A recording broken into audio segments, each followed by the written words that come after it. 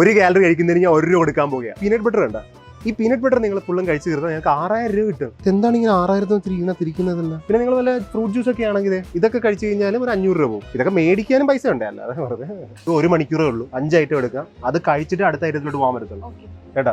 ഈ ഓക്കെ എന്ന് വെച്ച് കഴിഞ്ഞാൽ എല്ലാം മനസ്സിലായെന്നാണ്. ആ പൾപ്പി ഓറഞ്ച് കഴിച്ചാൽ വെറും 130 രൂപ കിട്ടത്തുള്ളൂ. ഇതെന്താണ് ഐസ്ക്രീം ഒക്കെ എടുക്കുന്നത്, അതും ചെറുത് ഇതിനെല്ലാം 100 രൂപ. ആ സിപ്പപ്പിലാണ് വെറും 80 രൂപ കിട്ടത്തുള്ളൂ കഴിച്ചു കഴിഞ്ഞാൽ.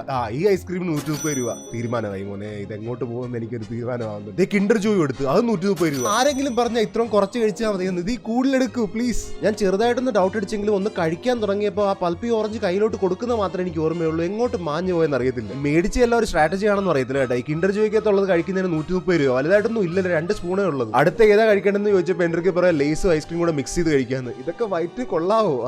ആ ലേസ് കഴിച്ചാൽ 370 രൂപയും കിട്ടും, ഐസ്ക്രീം കഴിച്ചാൽ 80 രൂപ. രണ്ടും കൂടി 450 രൂപ. ഫുൾ വീഡിയോക്കകത്തോണ്ട് എത്ര